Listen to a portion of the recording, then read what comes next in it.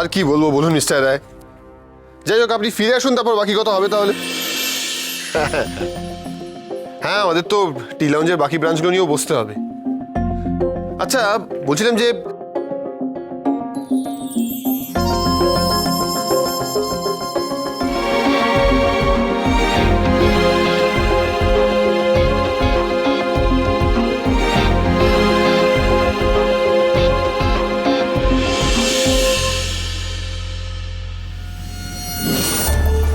গোপালের বাঁশি চুরি আর মা আনন্দের কিরিটের পাথর চুরি, দুটো জিনিস একই সময় কেন সামনে এলো? কোনো যোগ আছে নাকি দুটোর মধ্যে? সব ব্যাপারগুলো আমায় ভেবে ভেবে লিখতে হবে।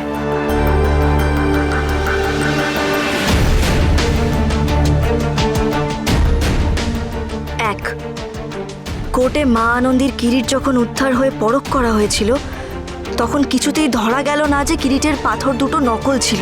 তখন সবাই বলল কিরিট ঠিক আছে, অর্থাৎ দামি পাথর।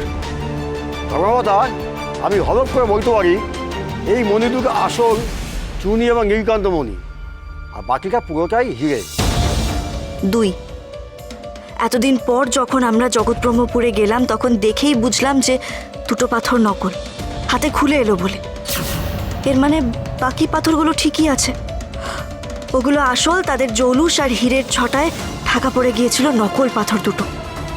সেবারও তিলককে ধরা হয়েছিল, ও বলেছিল আরো অনেক মাথা আছে এর পেছনে। তারা কারা? মা, এই কাজ আমি নিজের জন্য করিনি মা, এর সঙ্গে অনেকে যুক্ত আছে মা, অনেকে যুক্ত আছে। তিন, এই ঝুটো পাথর কি জগৎব্রহ্মপুরেই তৈরি হয়েছে? তার মানে কি এর সাথেও সে তিলকবাবুই জড়িত? না না, এত প্রশ্ন নিয়ে সবটা কল্পনা করা যাবে না। এবার তিলকবাবুকে কোর্টে তুলে সব সত্যি জানতেই হবে। মা আনন্দের কিরিটের আসল পাথরগুলো কোথায় আছে সেটাও আমাদের জানতে হবে। আমাকে কিরিটের পাথর উদ্ধার করতেই হবে। আরও একটা খটকা আছে। সেদিন গোপালকে নিয়ে আশ্রম থেকে ফেরার সময় মেজমা কার সাথে যেন কথা বলছিল। সেই লোকটাকে কোথায় যেন দেখেছি মনে হচ্ছিল, কিন্তু কোথায় দেখেছি সেটা কিছুতেই মনে করতে পারছি না।